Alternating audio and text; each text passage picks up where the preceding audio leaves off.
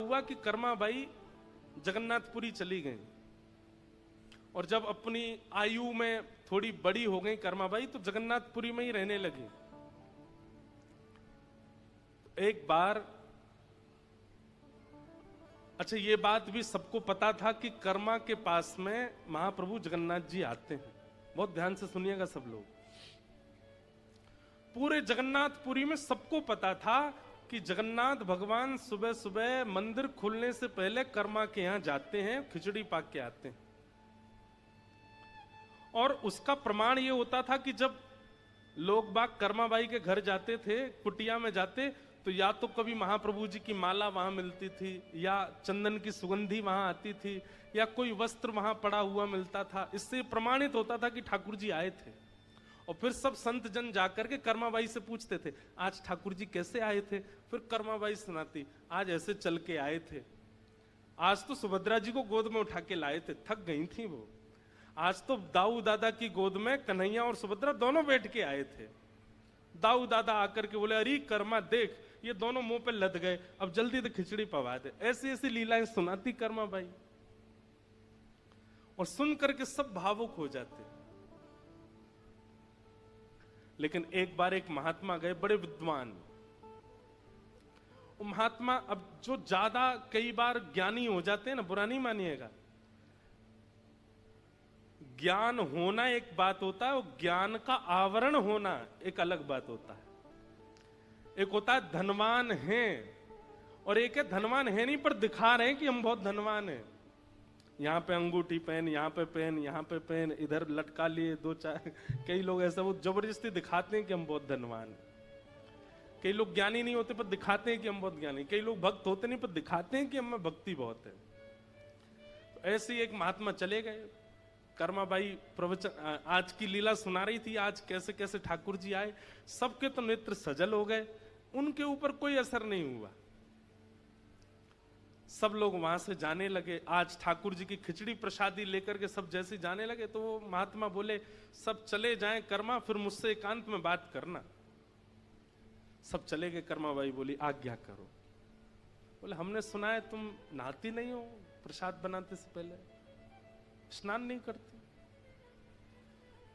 नहीं, ऐसी बात नहीं है। वो बाल्यकाल से महाप्रभु जी को प्रिय लगता है ना, तो मैं वैसे ही बनाती हूं। पर मैं रात्रि में स्नान कर ली तो मेरी कोई अपवित्र अवस्था नहीं होती उस समय। मैं बहुत ध्यान से महाप्रभु जी का प्रसाद सिद्ध करती हूं। नहीं, गलत है। देखो, वो तो भगवान है, वो तो करुणा में है।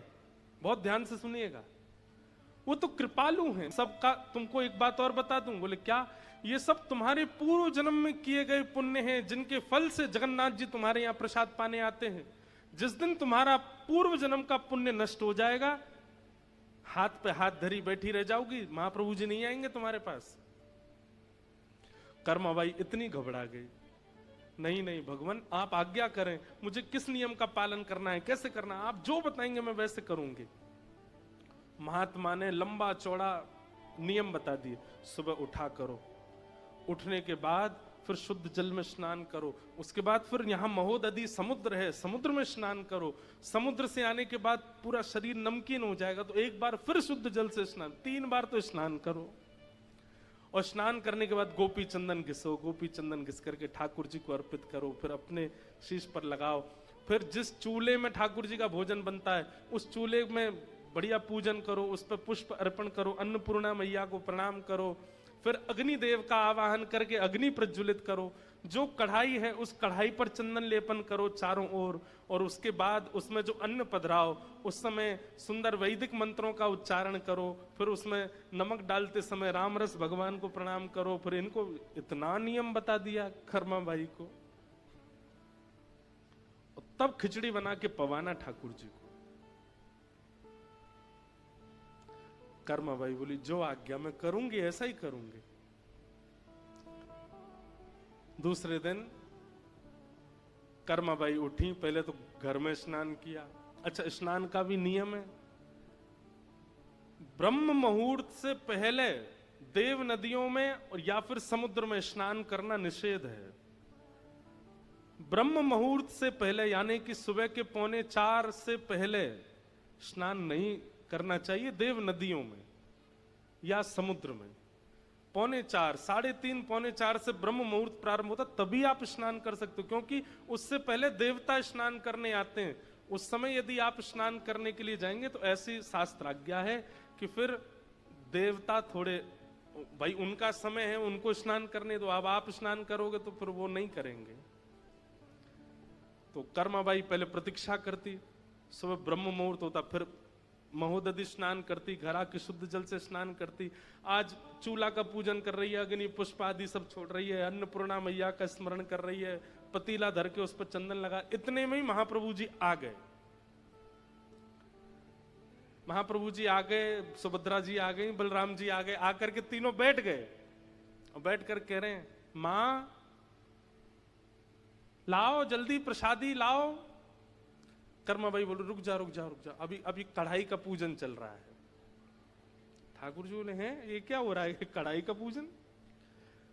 सुभद्रा जी बोली आज देख रहे हो कर्मा के केश कढ़े हुए हैं, बढ़िया जूड़ा बना है, आज नहा धो के बना रही है। बलराम जी बोले वो सब तो ठीक है, हमारी मंगला आरती का समय हो रहा है। और ये कर्मा भाई अभी तक ये कढ़ाई को ही पूजन कर रही है। उसके बाद अब उसमें दाल भी डाले तो कोई मंत्र बोले, उसमें चावल डाले तो कोई मंत्र बोले, नमक डाले तो कोई मंत्र बोले, हल्दी आदि डाले तो भी मंत्र बोले। इसी बात के लिए ठाकुर जी बार बार बोले जल्दी कर माँ, माँ जल्दी कर, इसीलिए उनका नाम कर्मा पड़ा। जल्दी कर माँ, माँ जल्दी कर। लेकिन ब्रह्म मुहूर्त निकल गया, ठाकुर जी की मंगला आरती का समय हो गया और ठाकुर जी खिचड़ी आधी अधूरी पाकर के दौड़े श्री मंदिर की ओर। क्यों? पुजारी द्वार खोल रहे हैं। और उस दिन ठाकुर जी ने कर्माबाई के प्रसादी को पूर्ण ग्रहण नहीं किया। कर्माबाई मंदिर गई, प्रणाम करके आई, ठाकुर जी से बोली जय जय, आज आपने आरोगा नहीं। बोले देख हमारी एक बात सुन, एक तो तैने आज बहुत विलंब किया, तैने बहुत समय लगाया, और दूसरी बात बुरी लगेगी लेकिन वास्तव आज तेरी खिचड़ी में स्वाद ही नहीं था, आनंद ही नहीं आया, हमको स्वाद ही नहीं लगा बिल्कुल भी। कर्माबाई बोली मैं तो आपके वैदिक नियमों का पालन कर रही थी, स्नान करके, ध्यान करके, समुद्र में स्नान करके, पूजन करके, अन्नपूर्णा प्रणाम ये सब करके। बोले वो सब दुनिया करे, तू मत कर, तू जैसे करती वैसे ही कर। अगर वैसे नहीं करेगी तो हम कल से नहीं आएंगे पाने के लिए, तेरे लिए वो नियम नहीं है। तुम तो कर्मा जैसे करती हो वैसे ही करो, उसमें कोई परिवर्तन करने की आवश्यकता नहीं। कई बार सेवा पद्धतियों को देख करके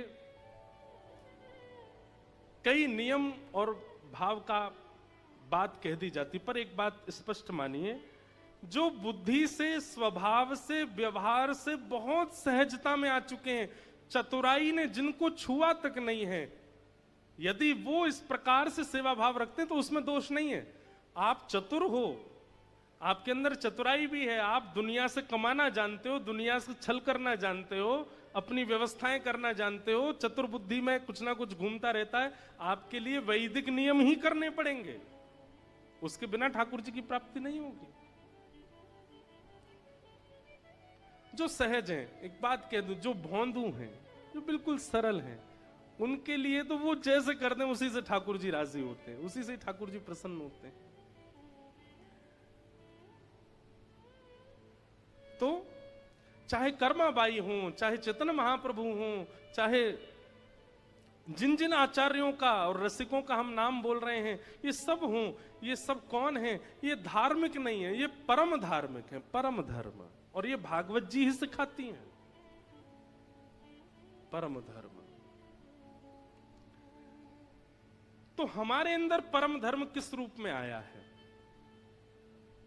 हम ठाकुर जी की प्रेम लक्षणा भक्ति में ऐसा क्या कर रहे हैं जो सबसे अलग है, सबसे भिन्न है, सबसे विलग है? सबसे अलग करने की भावना से मत करिएगा, वो अपने आप होगा, अपने आप सहजता से मन में भाव आएगा, ऐसे नहीं ऐसे करूं, ये नहीं ये पधराऊं, ये भाव, ये भागवत जी प्रकट करती हैं और इसी को परम धर्म कहते हैं। तो भागवत जी का विषय क्या है? परम धर्म का उद्दीपन होना। परम धर्म का मतलब होता प्रेम लक्षणा धर्म का उद्दीपन, प्रेम लक्षणा भक्ति का उद्दीपन होना। ये भागवत का विषय है। दूसरी बात, भागवत का अधिकारी कौन है? तो कहते हैं निर्मत सराणाम सताम। मात्सर्य दोष से विमुक्त व्यक्ति ही कथा सुनने का अधिकारी है। आपको यदि कथा समझ में नहीं आ रही है तो इस बात का यह प्रमाण है कि कहीं ना कहीं मात्सर्य चित्त में है। मात्सर्य का मतलब क्या होता है? ईर्ष्या। ईर्ष्यालु व्यक्ति को सत्संग समझ नहीं आता। ईर्ष्यालु, और एक और बात, समझ में तो सबको आता है, पर समझी हुई वस्तु जीवन में लागू सबके नहीं होती है। समझ रहे हैं बात? आपने कथा में जो बात सुनी वो समझ तो आ गई, पर जीवन में लागू वो सबके नहीं हो पाती। वो उसी के होती है जिसके चित्त में मात्सर्य दोष नहीं होगा। और अगर कथा में सुनी हुई भाव गुरु के द्वारा की गई आज्ञा आपके चित्त में लागू नहीं हो रही है तो आप मात्सर्य दोष से युक्त हो, यह इस बात का प्रमाण है। आपके अंदर ईर्ष्या है। किसी की उपलब्धि देख करके